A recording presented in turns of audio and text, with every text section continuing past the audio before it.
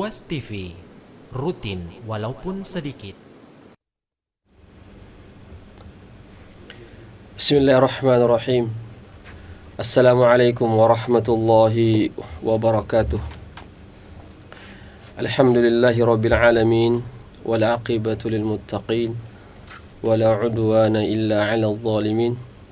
Wassalatu wassalamu ala asyrafil anbiya'i wal mursalin, nabiyyina Muhammadin wa ala alihi wa sahbihi ajma'in. Amma ba'd. Pemirsa Ruas TV yang dimuliakan Allah Subhanahu wa ta'ala, pertama-tama kita senantiasa memuji Allah Subhanahu wa ta'ala dan bersyukur kepadanya atas segala limpahan rahmat dan hidayahnya, inayahnya, kesempatan dan kesehatan sehingga kita bisa bersua kembali dalam program pembahasan kitab Umdatul Ahkam. Salawat dan salam senantiasa kita kirimkan kepada junjungan kita Nabiullah Muhammad sallallahu alaihi wasallam beserta keluarga dan para sahabatnya, para pengikutnya yang tetap setia berpegang teguh kepada sunnah-sunnah beliau dan para sahabatnya hingga hari kiamat kelak. Amin ya rabbal alamin. Pemirsa Ruas TV yang dimuliakan Allah Subhanahu wa ta'ala, insyaallah pada pertemuan kita kali ini kita akan dibersamai oleh Ustadz kita Dr. Asri LCMA yang akan mengupas atau membahas tentang bab haid atau haid dari hadis yang ke-46 dari kitab Umdatul Ahkam min kalami khairil anam, insyaallah. Sebelumnya kita sapa dulu beliau. Assalamualaikum Ustaz. Waalaikumsalam warahmatullahi Kaifa halukum? wabarakatuh. Alhamdulillah bikhair. Kulluna bikhair. Sehat semua keluarga? Alhamdulillah. Ala sihhatin wa afiyatin. Alhamdulillah. Pemirsa Ruas TV yang dimuliakan Allah Subhanahu wa ta'ala, pembahasan tentang haid ini sangat penting sekali yang berkaitan dengan wanita, yang mana tentu pada umumnya ya wanita mengalami ini fase atau mengalami namanya haid ya, atau fase haid. Oleh karena itu ada hukum-hukum yang terkait tentang masalah haid.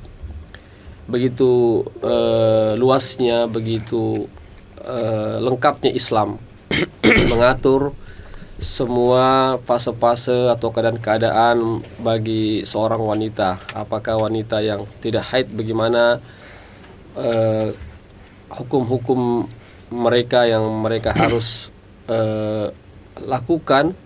Begitu juga ketika dia sedang dalam keadaan haid. Ya.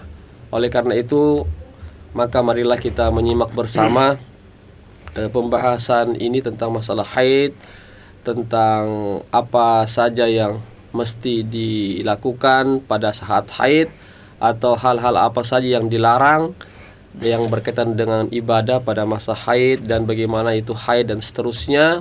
Dalil-dalilnya akan insyaallah akan dikupas secara lebih dalam oleh Ustadz kita. Untuk memanfaatkan waktu, maka kita serahkan saja kepada beliau untuk membahasnya. Ilahi falyatafaddal mashkura wa ma'jura. Fadhal Ustaz. Baik, jazakumullah khairan Ustaz. Wa iyyakum. Ala hadhil fursah. Bismillahirrahmanirrahim. Alhamdulillahi rabbil alamin. Wal aqibatu lil muttaqin wa la udwana illa 'alal zalimin. Wa asyhadu an la ilaha illallah wahdahu la syarika lah. وأشهد أن محمدا عبده ورسوله وخليله وصفيه من خلقه اللهم صل وسلم على نبينا وحبيبنا وقدوتنا محمد صلى الله عليه وسلم وعلى آله وصحبه ومن تبعهم بإحسان إلى يوم الدين أما بعد. Pemirsa Ruas TV yang insyaallah dimuliakan oleh Allah Subhanahu wa taala, al-musyahidin wal musyahidat. Pada kesempatan ini kembali kita sama-sama untuk memuji dan bersyukur kepada Allah Subhanahu wa taala yang masih melimpahkan kepada kita nikmat-nikmatnya sehingga kita masih bisa bersama-sama untuk duduk bermajlis ya, sekalipun secara terpisah ya, namun insyaallah mudah-mudahan tetap kita mendapatkan keberkahan dalam menghadiri yang namanya majlis ilmu.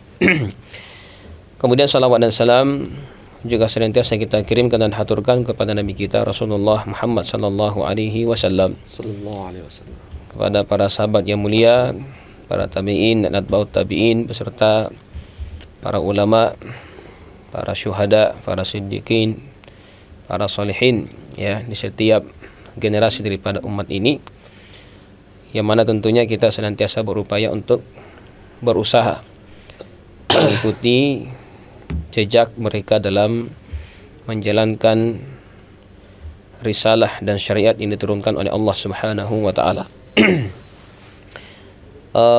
Pemirsa sekalian, insyaallah pada kesempatan ini tadi sudah disyaratkan bahwasanya kita akan bersama-sama kembali untuk mempelajari dan membahas hadis yang ke-46 dari hadis-hadis yang terkumpul dalam kitab Umdatul Ahkam karangan Imam Ibnu Qudamah Al-Maqdisi rahimahullahu taala. Adapun teks atau nas daripada hadis yang kita akan pelajari disebutkan dalam kitab ini ya, an Aisyah radhiyallahu anha. Kita lihat dulu ya. An Aisyah radhiyallahu anha anna Fatimah bint Abi Hubaish sa'alat an-nabiy sallallahu alaihi wasallam faqalat inni ustahadu fala athur afa ada'u as-salah qala la inna dhalika 'irqun walakin da'i as-salata qadra al-ayyam allati kunti tahidina fiha thumma iktasili wa salli wa fi riwayatin wa laysat bil haidah fa idza aqbalat al haidah fatruki as-salata fiha fa idza dhahaba qadruha faksini anki ad-dam wa salli. Ya. An Aisyah radhiyallahu anha, dari Ummul Mukminin, istri Nabi sallallahu alaihi wasallam, Aisyah radhiyallahu anha, beliau berkata, anna Fatimah binta Hubaish atau binta Abi Hubaish, bahwasanya Fatimah binti Abi Hubaish sa'alat an-Nabi sallallahu alaihi wasallam, pernah bertanya kepada Nabi sallallahu alaihi wasallam, faqalat, maka dia berkata, inni ustahadu fala athur, ya wahai Rasulullah, aku terkena istihadah sehingga aku tidak suci ya, atau tidak bersuci. Afa'adu shalah, apakah saya bisa untuk meninggalkan salat? Qala, maka Rasulullah SAW bersabda, la inna dzalika irkun, ya, tidak boleh atau jangan meninggalkan salat karena itu hanyalah darah penyakit. Walakin da'is salata qadral ayyam allati kunti tahidina fiha, akan tetapi tinggalkanlah salat semasa masa haidmu ya.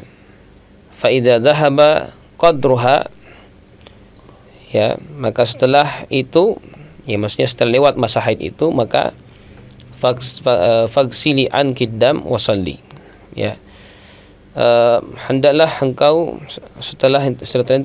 hendaklah engkau membersihkan darahnya dan kerjakanlah salat. Ya. Ini diriwayatkan oleh Imam Al-Bukhari dan Muslim dalam lafaz yang lain yang diriwayatkan oleh Imam Al-Bukhari. Beliau bersabda, walaysat bil haidah, ya, itu bukanlah darah haid. Fa idza aqbalat al haidah, maka apabila datang masa haid, fatrukis salata fiha, maka hendaklah kamu meninggalkan salat ya pada masa tersebut, yakni pada masa haid tersebut. Fa idza dhahaba qadruha, apabila telah berlalu masa-masa haid itu, faksili ankid dam, maka hendaklah kamu membersihkan darah, ya, sini mandi ya. Wa salli, dan laksanakanlah salat, ya, laksanakanlah salat. Maka dari hadis ini kalau kita lihat secara langsung, maka ada dua keterangan berkaitan dengan darah kebiasaan wanita.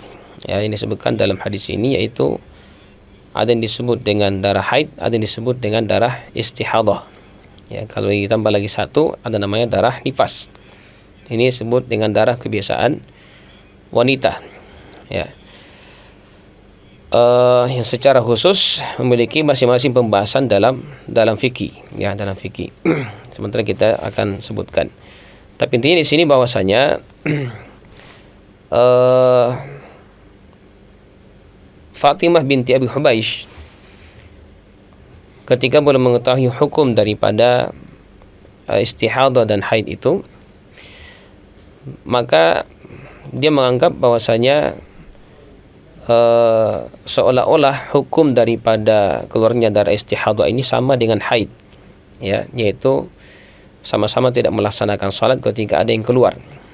Makanya inilah yang mendorong Fatimah di sini untuk bertanya kepada Rasulullah SAW tentang hal tersebut. Apakah dia harus meninggalkan salat sebagaimana ketika dia mengalami haid? Ya, maka Rasulullah SAW memberikan penjelasan bahwasanya, ya, darah nifas dan darah haid ini berbeda, ya, tidak sama. Jadi kita sebutkan sementara perbedaan antara keduanya, sehingga ketika berbeda antara keduanya maka juga konsekuensinya itu berbeda, ya, antara darah haid dengan darah nifas. Ya, di antaranya, ya, kalau darah haid ini menghalangi orang salat, sementara darah istihadah tidak menghalangi untuk melaksanakan salat.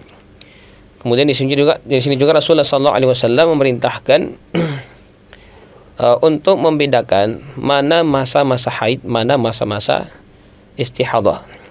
Ya, artinya bahwasanya kalau seseorang memiliki atau seorang wanita memiliki masa haid yang teratur dalam setiap bulannya, kemudian tiba-tiba di satu bulan misalnya melewati masa haidnya, ya, melewati masa haidnya, dan dia juga terkena yang namanya istihadah, maka dia harus membedakan, ya, dia harus bisa membedakan antara darah istihadah dan darah haid.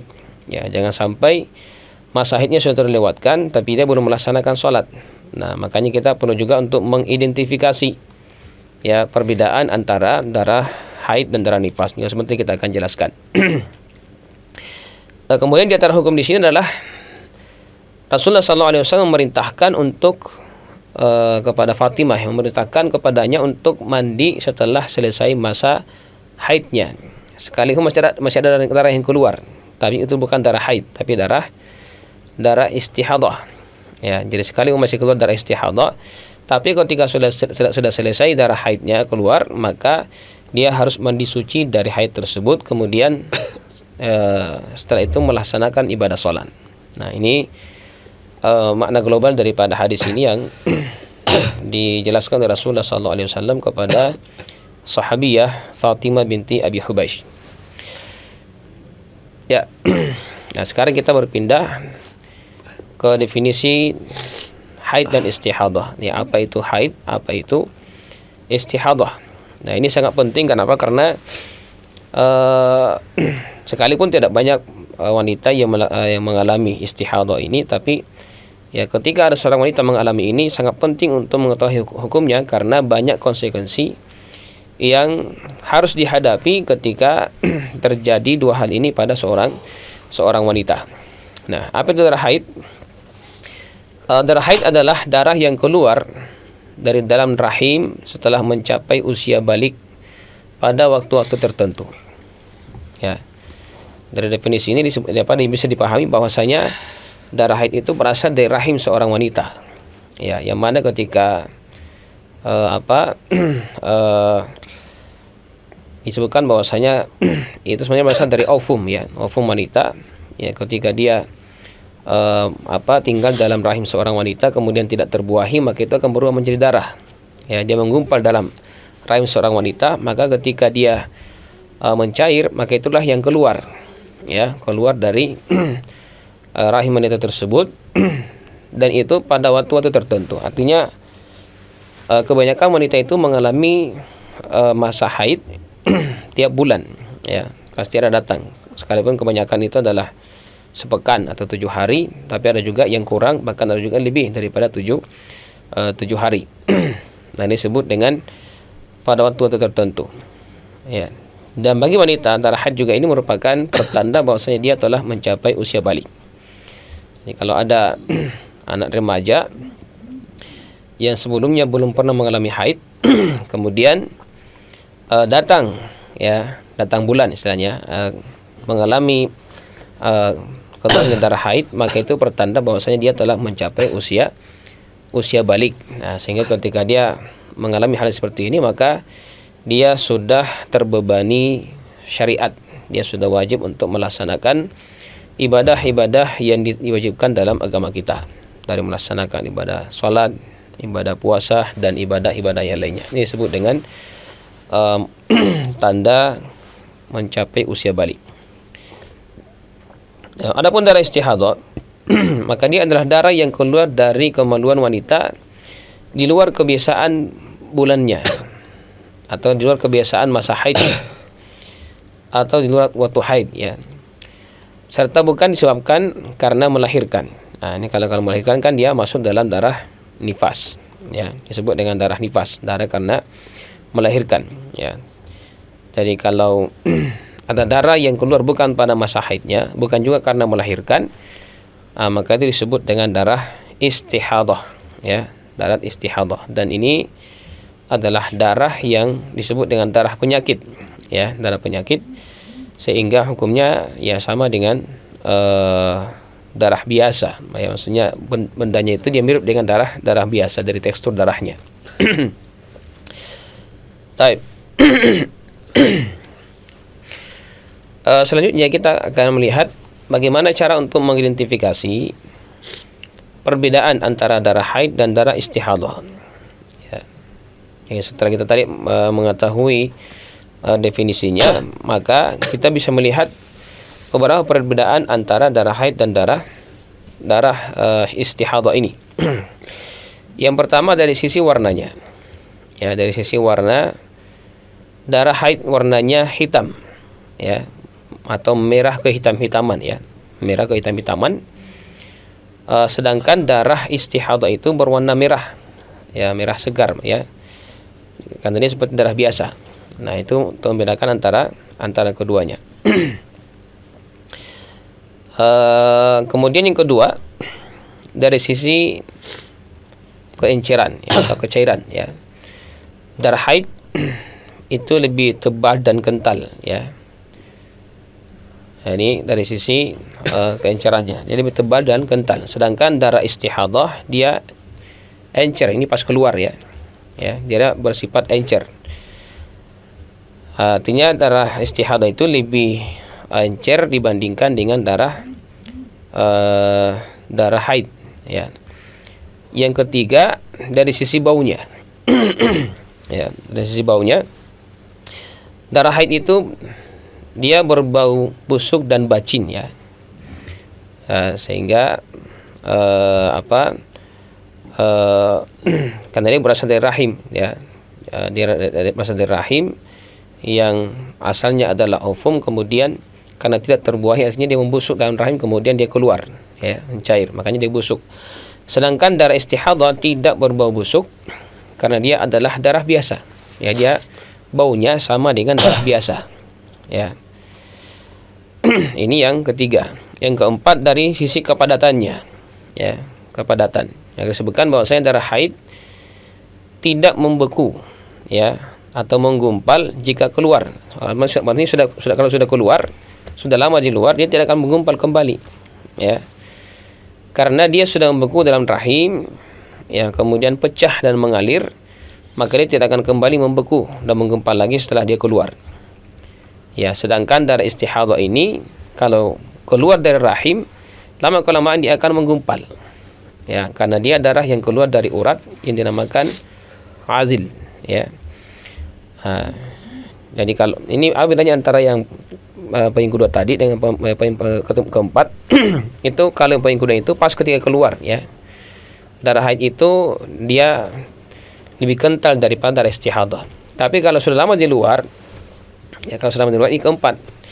Ya, bahwasanya kalau dia darah haid itu kalau lama di luar tidak akan mengumpal kembali.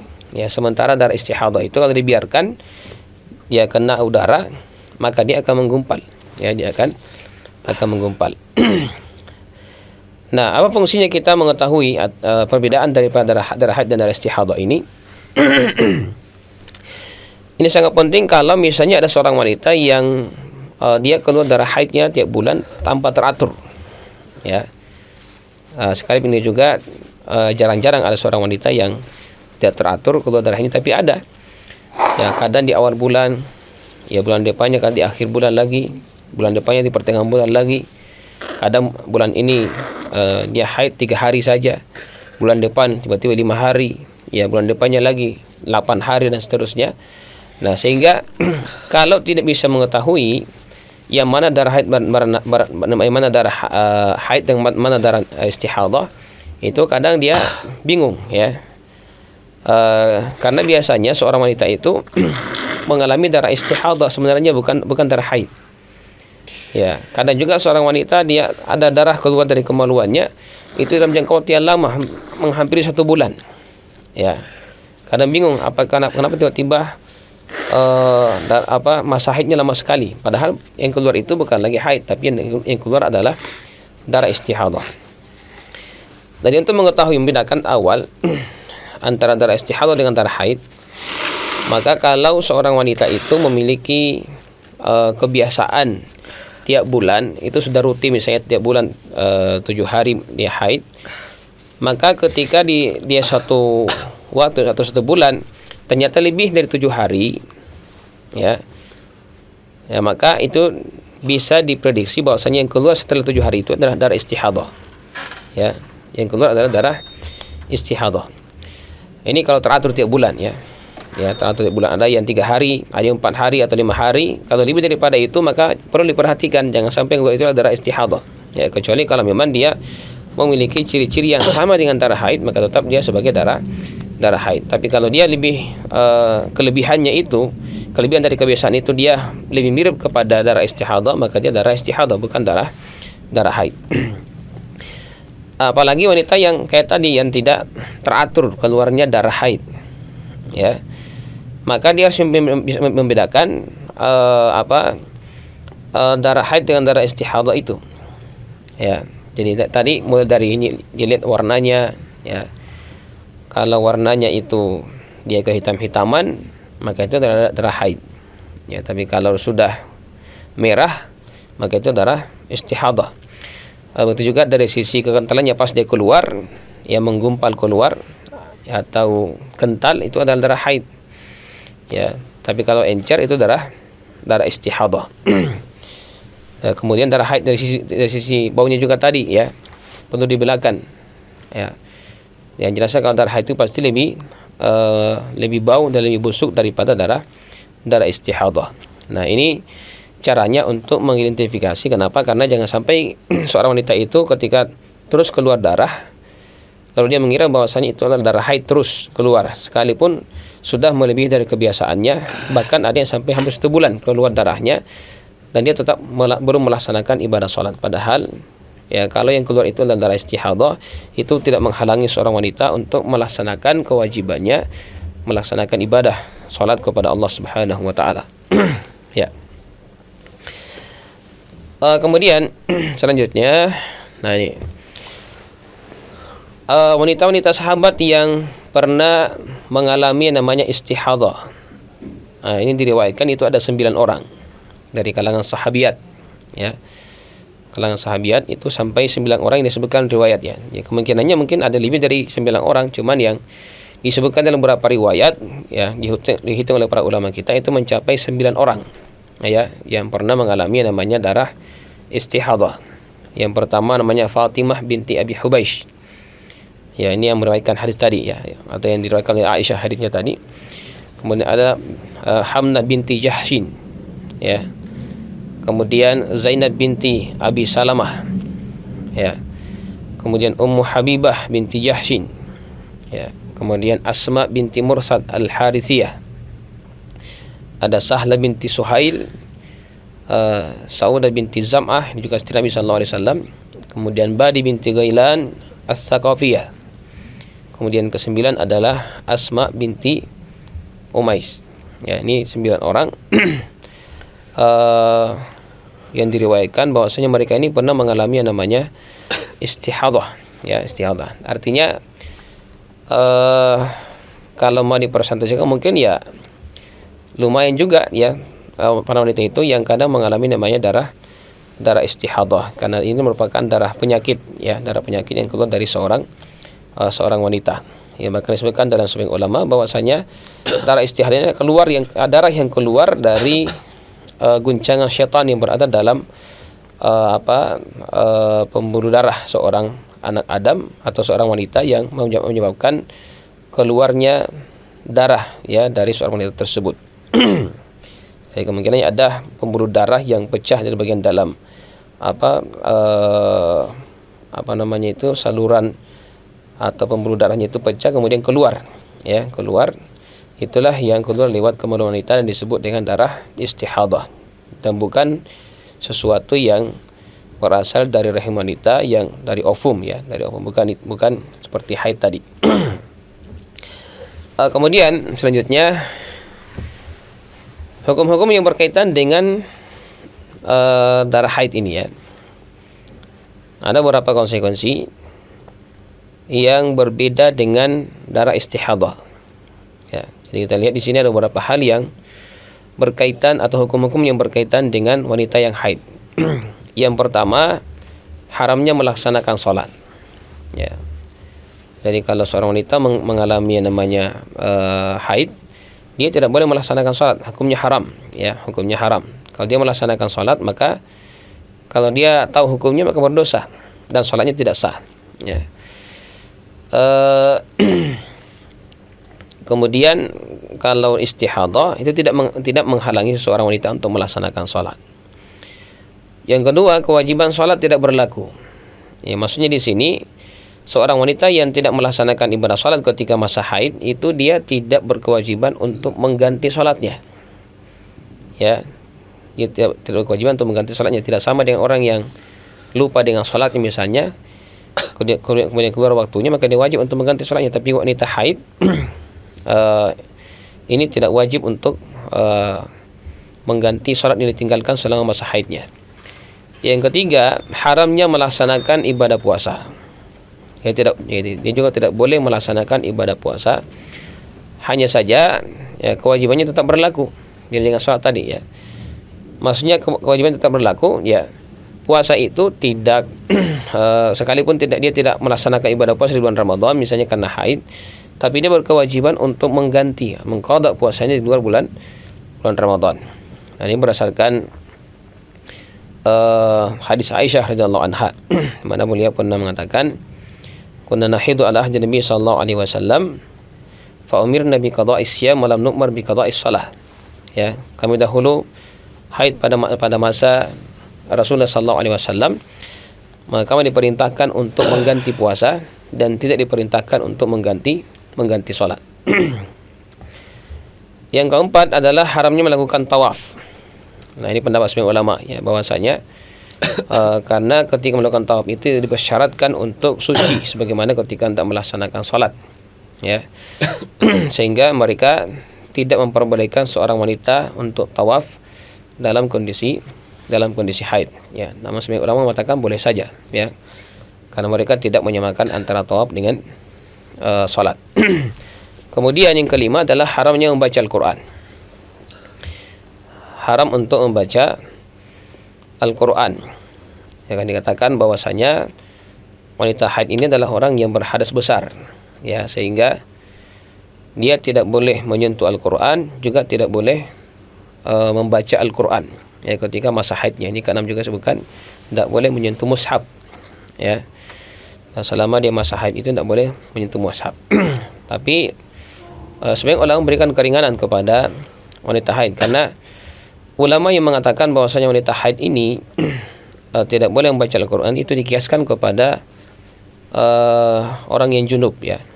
Orang yang junub dengan ilat bahwasanya orang junub ini adalah orang yang berhadas besar dan tidak boleh membaca Al-Qur'an berdasarkan firman Allah Subhanahu wa taala termasuk menyentuh ya. La yamassuhu innal mutahharun. Ya, tidak boleh menyentuh Al-Qur'an kecuali orang yang suci. Ya, juga disebutkan dalam sebuah riwayat dari Aisyah radhiyallahu anha, karena Rasulullah SAW yazkuru fi kulli ahyanihi.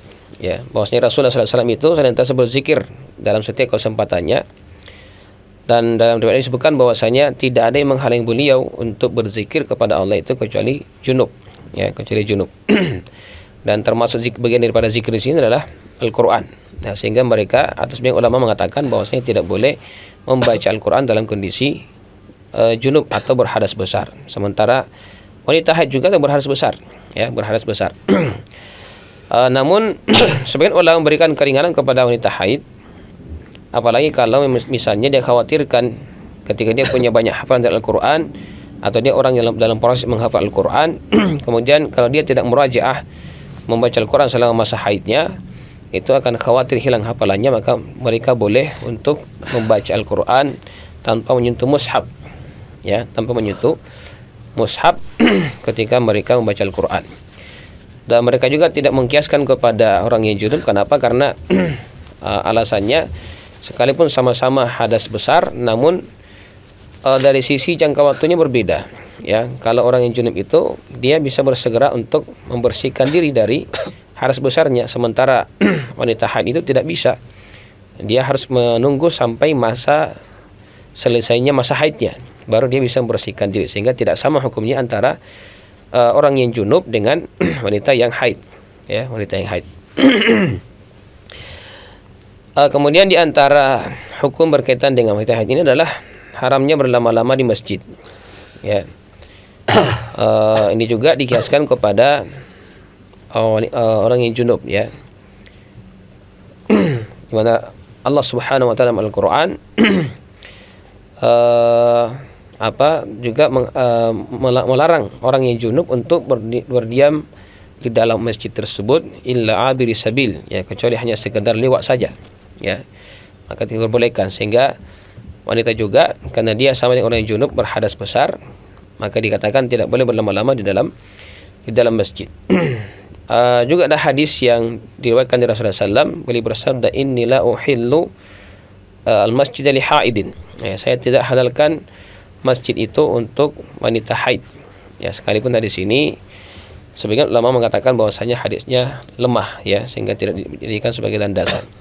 Dan sebagian ulama menyebutkan illat mentaklil hadis tersebut bahwasanya wanita haid dilarang untuk berlama-lama dalam masjid karena dikhawatirkan darahnya itu mengotori masjid. Ya, sehingga sebagian ulama kontemporer memberikan kelonggaran kepada sebagian wanita untuk berlama-lama di masjid ketika mereka memakai pembalut wanita. Ya, karena itu bisa menafikan daripada mengotori masjid itu. Jadi seolah-olah illat larangannya itu bukan karena hadas besar, tapi karena ada kekhawatiran untuk mengotori masjid. Nah, ini pandangan sebagian daripada ulama kita. Tapi intinya bahwasanya untuk lebih hati-hati bagi wanita haid, kalau tidak punya hajat kepentingan yang dianggap sangat penting dalam masjid, maka sebaiknya tidak berlama-lama di dalam masjid. Kemudian di antara hukum-hukum haid di sini adalah haramnya menjatuhkan talak ketika istri sedang haid. Ini disebut dengan talakul bid'i, ya, talak bid'ah. Adalah ketika, salah satunya adalah ketika seorang laki-laki mentalak istrinya sementara istrinya dalam kondisi sedang haid. Nah, itu tidak boleh, hukumnya haram. Ya, hukumnya haram, sekalipun menurut sebagian ulama bahwasanya talaknya jatuh, ya, tapi hukumnya haram. Ya, artinya suaminya berdosa ketika dia mentalak istrinya dalam kondisi haid. Yang kesembilan, haramnya melakukan hubungan suami istri, ya, dalam kondisi haid. Nah, ini juga jelas, ya. Dalam beberapa riwayat Rasulullah SAW sangat melarang dengan keras melakukan hubungan suami istri dalam kondisi wanitanya atau istrinya sedang haid. Kemudian yang ke-10, menghalangi sahnya bersuci. Ya, sahnya bersuci dalam artian di sini seperti wudu atau mandi besar atau mandi wajib, ya ketika masih dalam kondisi haid maka itu tidak bisa mengangkat hadas, ya kecuali wudhu ini sebagian ulama mengatakan bahwasanya hanya bisa memperingan sedikit, ya memperingan sedikit, tapi tidak bisa menghilangkan hadas bagi seorang wanita. Makanya kan tidak boleh melaksanakan ibadah salat karena tetap dia ketika masa haidnya dia tetap dalam kondisi tidak suci, ya maka tidak boleh untuk melaksanakan salat.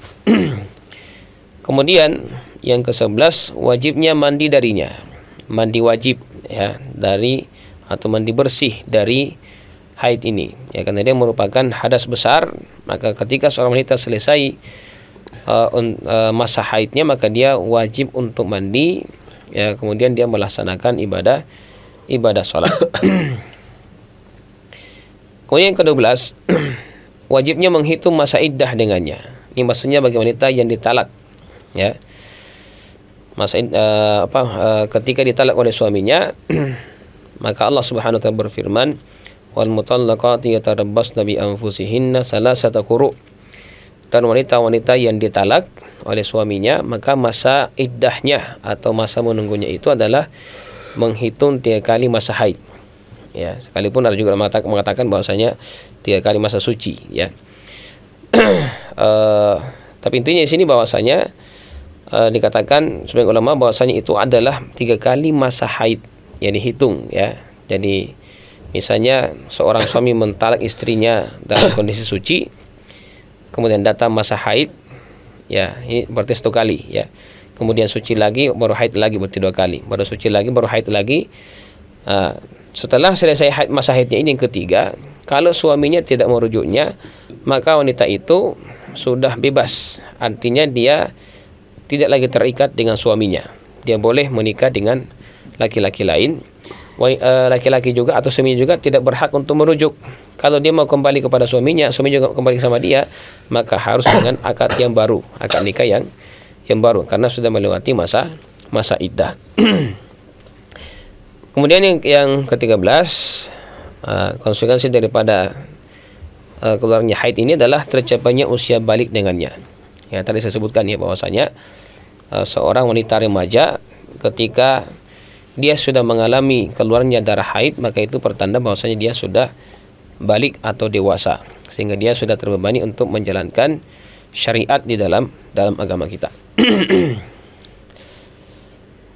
Ada beberapa hal yang menjadi kesimpulan daripada hadis ini atau pelajaran daripada hadis ini, ya. Yang pertama, wanita haid meninggalkan salat dan tidak wajib mengqadha. Ya. Jadi seorang wanita dalam kondisi haid dia tidak wajib melaksanakan salat, bahkan dia wajib untuk meninggalkan salat. Begitu juga dengan puasa. Ya, hanya saja kalau berkaitan dengan salat ini mereka tidak wajib mengqadha, tapi kalau puasa ditinggalkan maka dia wajib untuk mengqadha, mengganti puasanya di luar bulan Ramadan. Kemudian yang kedua, masa haid dihitung dengan kebiasaan. Masa haid maksudnya di sini adalah kalau seorang wanita itu ingin mengetahui masa haidnya berapa hari, maka itu kembali kepada kebiasaannya. Kalau kebiasaannya memang teratur tiap bulannya, kalau kebiasaannya dalam sebulan hanya 5 hari, itu yang menjadi patokan. Kalau 7 hari, itu juga jadi patokan. Kalau lebih daripada itu, maka perlu diperiksa. Jangan sampai yang keluar adalah darah istihadah, ya, sehingga kalau dia sudah berbeda ciri-cirinya dengan darah haid, maka bisa dipastikan bahwasanya itu adalah darah istihadah dan itu tidak menghalangi untuk melaksanakan ibadah salat dan ibadah puasa. Kemudian yang ketiga, kenajisan darah haid, ya. Kenajisan darah haid. Artinya darah haid ini disepakati oleh para ulama kita bahwasanya dia adalah najis, ya, sehingga wajib untuk dibersihkan ketika mengenai pakaian kita atau tempat ibadah kita. Nah, yang keempat, kesucian wanita istihadah, ya. Maka wanita yang mengalami istihadah di sini itu tetap sebagai wanita yang suci, sehingga itu tidak menghalanginya untuk melaksanakan ibadah salat, ibadah puasa dan ibadah-ibadah yang lainnya. Juga tidak menghalangi seorang wanita untuk menyentuh mushaf Al-Qur'an, karena dia ketika sudah berwudu atau mandi wajib dari hadas besar itu sudah dianggap suci. Kemudian yang kelima, perintah melaksanakan sholat setelah lewat masa haid. Jadi Rasulullah SAW memerintahkan kepada Fatimah tadi, ya, ketika sudah faida adbarat ayyam haidik, ketika sudah melewati masa hari-hari haidmu, maka hendaklah engkau membersihkan diri dari darah, ya, maksudnya mandi, kemudian sholli, ya, laksanakanlah sholat, ya, laksanakan sholat. Kemudian yang keenam, bolehnya seorang wanita meminta fatwa dan berbicara dengan laki-laki dalam hal yang dibutuhkan. Nah, ini juga, ya, ada beberapa wanita, ibu-ibu, ya, pernah datang kepada Rasulullah SAW yang langsung minta fatwa kepada Rasulullah SAW. Ini menunjukkan bahwasanya seorang wanita itu boleh langsung berbicara dengan laki-laki, ya, ketika mereka ingin menanyakan suatu hal yang berkaitan dengan urusan-urusan agamanya. Bahkan dalam perkara-perkara yang kadang seorang wanita itu malu, ya, bertanya tentang perkara seperti ini, ya, yang dianggap adalah perkara yang harusnya ditutupi, ya. Tapi ketika tidak ada orang lain yang bisa menjelaskan, atau maksudnya dari kalangan wanita yang tidak ada di kalangan wanita sesama wanita yang bisa menjelaskan, maka boleh seorang wanita itu bertanya kepada laki-laki, misalnya ustadz atau kiai atau ulama dan seterusnya. Kemudian yang terakhir berkaitan dengan masalah hadis ini adalah kebiasaan para sahabat untuk senantiasa merujuk kepada Rasulullah SAW dalam urusan agamanya. Dan ini memang harus menjadi sesuatu yang harus menjadi nilai dalam diri seorang muslim, bahwasanya ketika ingin mengetahui urusan agamanya maka dikembalikan kepada Al-Quran dan Sunnah Rasulullah SAW. Ya, itulah para sahabat Rasulullah SAW ketika mereka mendapatkan hal-hal yang mereka mau mengetahui, ya, hukum daripada perkara tersebut, maka mereka selalu kembali kepada Rasulullah SAW. Dan begitu kita sebagai seorang muslim, ya, seandainya kita ingin mendapatkan pencerahan tentang permasalahan kita, maka hendaknya kita bertanya kepada ya, para ustadz, para ulama yang kita anggap mereka adalah orang-orang yang komitmen dengan sunnah Rasulullah SAW, ya, mereka adalah orang-orang yang paham dengan firman-firman Allah Subhanahu wa taala dalam Al-Qur'an. Nah, ini beberapa hal yang kami sampaikan berkaitan dengan hadis ini. Mudah-mudahan ada manfaatnya, ya. Dan kami kembalikan kepada host kita. Tafadhal Ustaz. Syukron jazakumullah khair kepada Ustadz kita Dr. Asri yang menyampaikan materi yang sangat baik sekali. Ya, kami yakin para pemirsa Ruas TV semua sudah memahami, ya, mengetahui atau mendapatkan ilmu baru, ya. Bagi yang tentu yang belum pernah mendengarkan pembahasan masalah ini pasti akan mendapatkan ilmu baru tentang hukum-hukum yang terkait dengan masalah haid itu, yang mana beliau sudah tadi menjelaskan apa itu darah haid, kemudian bahkan ada juga namanya darah istihadah, ya, darah istihadah atau darah penyakit itu yang harus diketahui oleh seorang wanita. Begitu juga beliau tadi sudah menjelaskan tentang perbedaan-perbedaan, ya. Itu yang paling penting, ya, Ustaz, ya. Yeah. Paling penting itu perbedaan-perbedaan, ya. Yeah. Ya, apa ciri-ciri darah haid itu bagaimana? Ya, apa ciri-ciri dari istihadah itu? Ini yang penting ini. Ya, poin ini yang juga sangat penting ini untuk diketahui oleh para wanita. Ya, beliau juga sudah menjelaskan tadi di sini tentang hukum-hukum yang berkaitan dengan haid, ya, atau konsekuensi yang didapatkan bagi wanita yang sedang haid. Ini juga perlu sangat diketahui oleh para pemirsa sekalian, terkhusus bagi para wanita. Ya, kemudian di sini, Ustaz, ya, ada beberapa yang kami ingin tanyakan, Ustaz. Ya, berkaitan dengan masalah ini. Tadi Ustaz katakan hukum-hukum yang berkaitan dengan haid ini ya, di antaranya haramnya berlama-lama di masjid ya. Nah, Ustaz. Bagaimana dengan ini, ada kasus ya, atau sering barangkali para wanita menanyakan tentang wanita yang ingin mendengarkan majelis taklim gitu, menghadiri majelis taklim ya. Iya. Bagaimana solusinya ini ketika dia haid ini? Apakah dia bisa ke masjid atau bagaimana, Ustaz? Ya. Baik. Ya, jadi tadi disebutkan bahwasanya sebagian ulama memang melarang para wanita yang sedang haid itu untuk berlama-lama di dalam masjid. Nah, bagaimana kalau ada seorang wanita yang dalam kondisi haid kemudian ada acara di masjid yang ingin dia ikuti? Itu. Diikuti. Ya, kadang ada majelis taklim mungkin, pengajian, atau mungkin ada kegiatan-kegiatan yang bermanfaat. Iya. Ya. Apa kita mengatakan bahwasanya mereka tidak boleh sama sekali ikut? Ya, atau bagaimana? Ya. Dari tadi disebutkan bahwasanya memang ada sebagian ulama yang memberikan ta'lil, ya. Apa sebabnya Rasul itu melarang? Atau dalam Al-Quran dikatakan dilarang wanita haid itu untuk berlama-lama dalam masjid. Bukan hanya karena dia berhadas besar, tapi dikhawatirkan juga dengan darah haidnya itu dia mengotori masjid, karena itu merupakan najis. Iya. Ya, merupakan najis. Sehingga sebagian ulama memandang bahwasanya kalau wanita itu bisa menjaga diri dari mengotori masjid dengan darah haidnya, maka tidak masalah dia berlama-lama dalam masjid. Berarti boleh ya? Ya. Jadi sebagian orang membolehkan. Sebagian ulama. Ini jadi karena dia mentaklil, dia memberikan alasan kenapa itu dilarang sebagai seorang wanita. Nah, sehingga kalau ada kegiatan di dalam masjid yang mendatangkan manfaat, ilmu dan seterusnya, atau mungkin belajar mengaji misalnya ya, dan dia mau ikut, ya kalau sebenarnya kalau lebih aman sebenarnya kalau di teras masjid lebih aman sebenarnya. Teras masjid kalau ada aman, ada ya, misalnya tempat di situ bisa tempatnya untuk bermajlis itu maka lebih bagus dan dia bisa tetap mengambil manfaat. Iya. Itu khurujan minal khilaf, ya, supaya tidak masuk dalam ranah khilaf itu. Iya. Ya, tapi kalau masjid juga tidak ada terasnya, maka ya kita masih punya rukhsah bahwasanya masih ada ulama yang membolehkan untuk tetap ikut. Intinya ini masalah khilafiyah.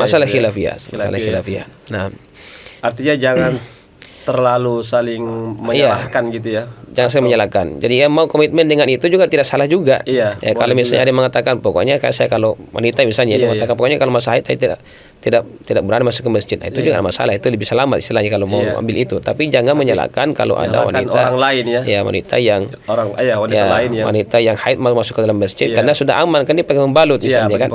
Dia sudah aman, dia tidak akan mengotori masjid dengan darah haidnya itu dan itu juga adalah pendapat yang dipegang oleh sebagian ulama kita. Iya. Nah, begitu Ustaz. Nah, terima kasih Ustaz.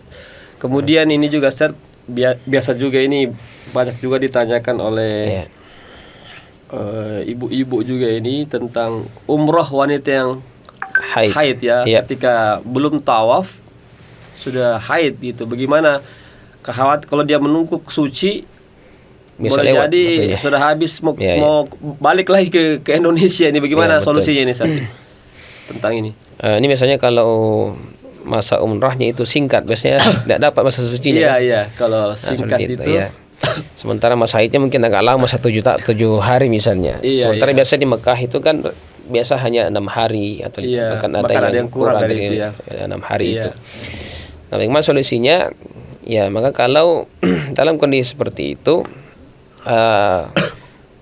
awal-awal dia tetap harus menunggu, ya. Menunggu masa haidnya itu berhenti. Ya. Sehingga dalam kondisi seperti ini dia menunggu itu sehingga dia tidak tahu dulu. Tapi kalau misalnya dia khawatir ketika dia menunggu akan selesai hari-harinya di sana dan tidak suci, maka boleh mengambil pendapat tadi.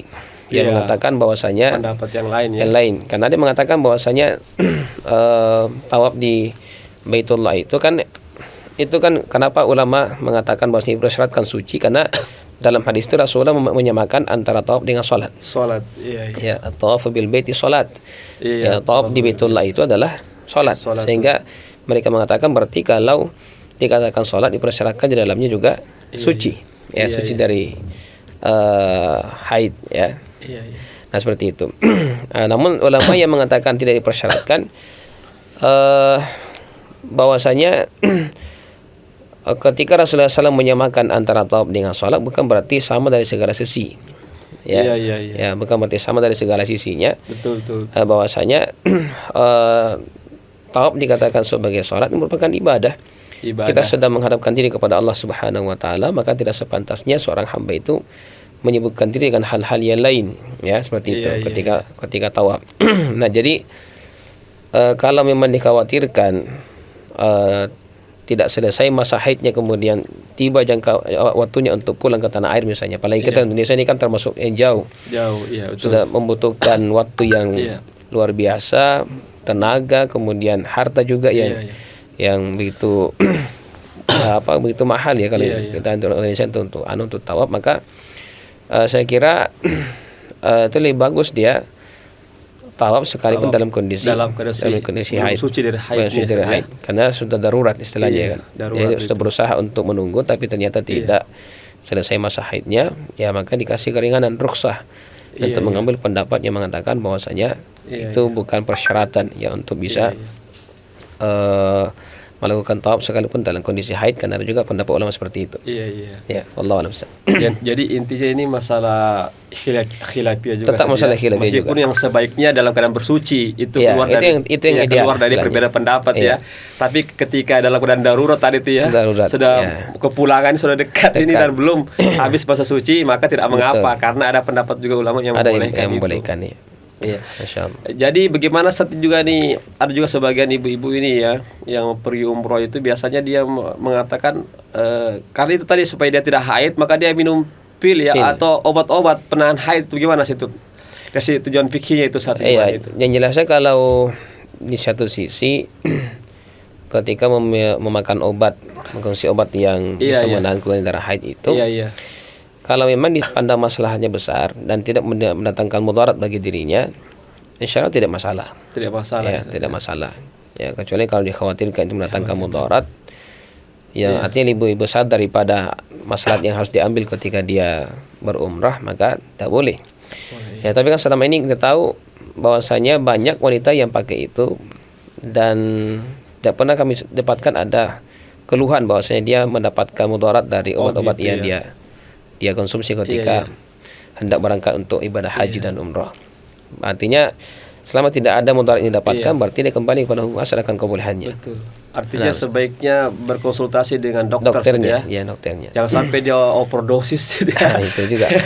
Seperti itu. Akhirnya justru makan mudarat sampai di sana. Insyaallah.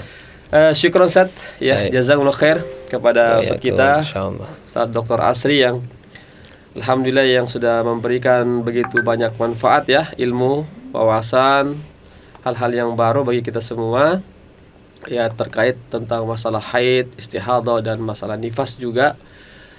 Semoga kita semua bisa mengambil manfaat khususnya bagi ibu-ibu. Mudah-mudahan bisa kita amalkan ya apa yang sudah atau bisa kita ketahui dan kita bisa praktekkan dalam kehidupan kita sehari-hari, terkhusus bagi yang sedang haid. Demikianlah pemirsa Ruas TV yang sama berbahagia. Kami undur diri, mohon maaf atas segala kekhilafan dan kekurangan atau kesalahan pada program ini jika ada, dan kami mohon ampun kepada Allah Subhanahu wa taala. Dan insya Allah kita akan bertemu lagi pada pertemuan-pertemuan di lain yang akan datang. Kita cukupkan pertemuan kita ini dengan membaca doa penutup majelis. Subhanakallahumma wa bihamdik asyhadu an la ilaha illa anta astaghfiruka wa atubu ilaik. Assalamualaikum warahmatullahi wabarakatuh. Assalamualaikum warahmatullahi wabarakatuh.